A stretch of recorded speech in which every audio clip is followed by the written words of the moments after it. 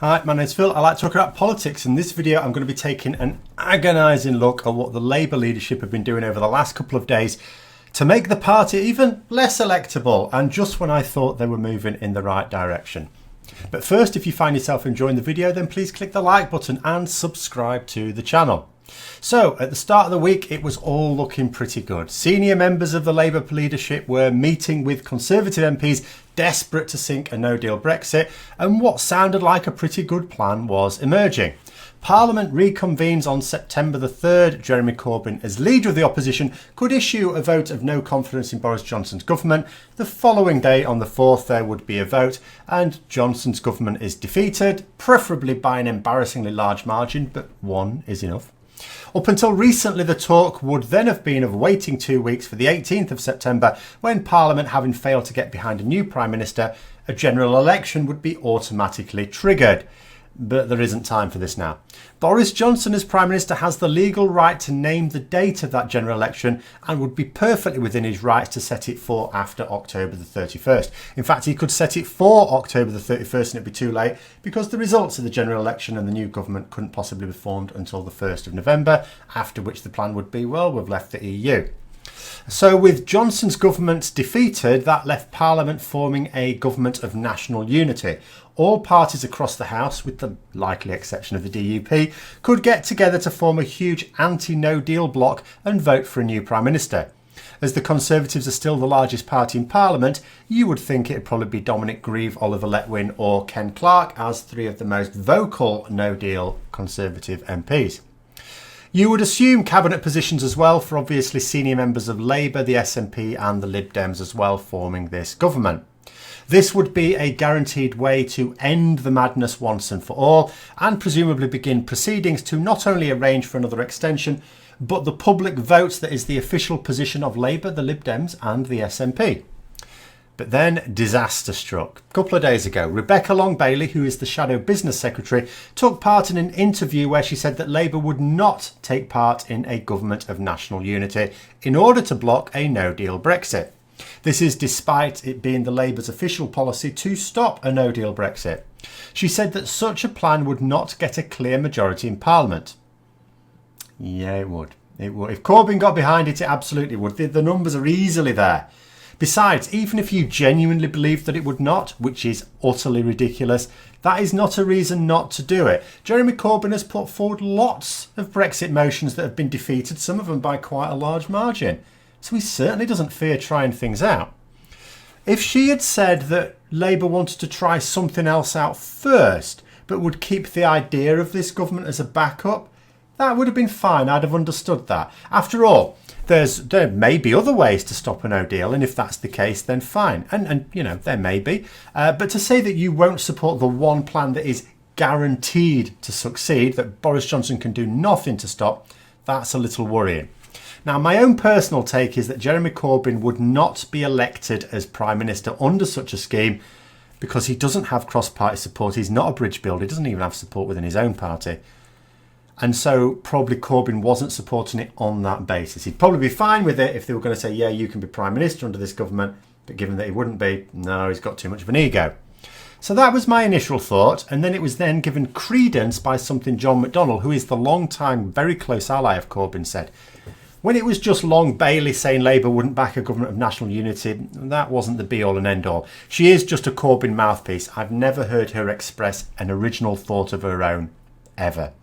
But when McDonnell expressed the same view, that was more serious, but not as serious as what came next. So before I go over what he's been saying, I need to point out a couple of things. In order to prevent the concept of a Corbyn-run government, the bogeyman of the Conservatives, the Tories and their press went into overdrive in the previous general election by painting him as a communist revolutionary who would break up the union. And it worked. So doing or saying anything that gives credence to these ideas would be a level of political stupidity that I normally associate with Johnson and his Etonian cretins.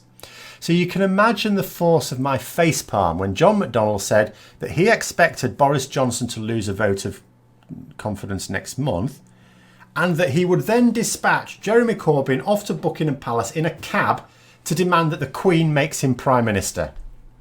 In other words, he is advocating a coup. Nice one, John. Way to dispel the notion that Corbyn doesn't behave like a South American dictator. It was a stupid statement for a number of reasons. One, wouldn't actually work. If Corbyn even tried it, he'd be arrested. Two, he's given the Tory press loads of ammunition. I read a piece about this in the Daily Telegraph, which is a paper that doesn't mind making things up about Corbyn. This is the paper that Boris Johnson used to write for. But this time, they didn't even have to make anything up. They could absolutely damn him without even lying. And third, Labour have just been moaning for the past month, almost on a daily basis, that Boris Johnson being made Prime Minister without a general election, just been voted for by 100,000 Tory members, is undemocratic. And now they want Jeremy Corbyn to be made Prime Minister when he isn't even leader of the largest party in Parliament. I cannot express just how hypocritical that would be. And although this was a very damaging statement to make, he did make another. He also said that Labour wouldn't seek to use Parliament to block access to an independence referendum for Scotland or a reunification vote for Ireland. Now, what he said was actually perfectly reasonable if viewed properly. You know, all he's actually saying is he said he would oppose another Scottish referendum, but he didn't think Westminster should block it. He simply expressed the view that it's for the people of Scotland and Ireland respectively to decide, which it is. But in politics, what you say is utterly irrelevant. What matters is what you are reported to have said. And something like this was always going to be reported as support for the breakup of the union. He didn't have to say anything about this issue at all at this point. And as I noted earlier, the notion that Labour would support the breakup of the union was a powerful campaign message used last general election. Without it, and the idea of Corbyn's communist leanings, Labour could easily have won. And there's no point in complaining about biased reporting. Reporting is biased. Get over it. We live in the real world, and in the real world, politicians need to be careful about what they say and how they say it. Living in an imaginary world is what Brexiteers do. What was threatening a coup supposed to do? Invigorate the left-wing revolutionary support? Those nutters will vote for Corbyn anyway. They should be working on ways to get the bulk of voters to vote for them. What about talking up Scottish independence? How does that help Labour? Needless to say, the Scottish Labour leader was none too impressed with this. Everyone in the know understands that it's the Conservatives' Brexit that really threatens the union, not Labour policies. But what good is served by allowing the press to paint a different picture? As for saying that Labour won't support a government of national unity to block no deal, what the hell was that about? Just when Labour was slowly moving to a potentially electable position on Brexit, they throw it all away with this one stupid statement. Like I said, what they might have meant is that they think they have another plan to try out first, but what is coming out is we don't care enough about no deal Brexit to actually make sure we stop it.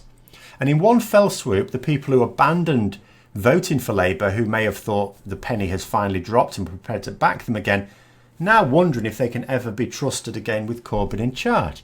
And if Labour's plan is to issue a confidence vote, having Johnson lose it, and then hold out for a Labour government, that is insane. But if there is a silver lining to this, it is that a government of national unity can be set up very, very quickly. If Johnson loses that early confidence vote, there's a timer of 14 days. So let's say Corbyn tries to form his own government. Obviously, he's going to fail.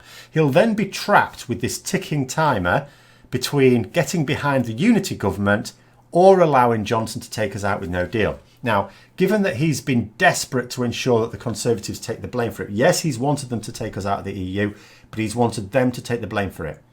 I'd be surprised if he was stupid enough to get his own fingerprints on it at the last moment. There will be 2 weeks, as I say, to form that new government. It can be done in a day.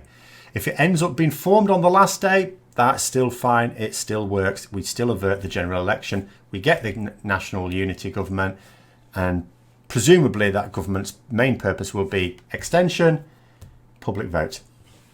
So I hope you found the video interesting. If you'd like to support the channel further, then please click the Patreon link for details. Until next time, I'll see you later.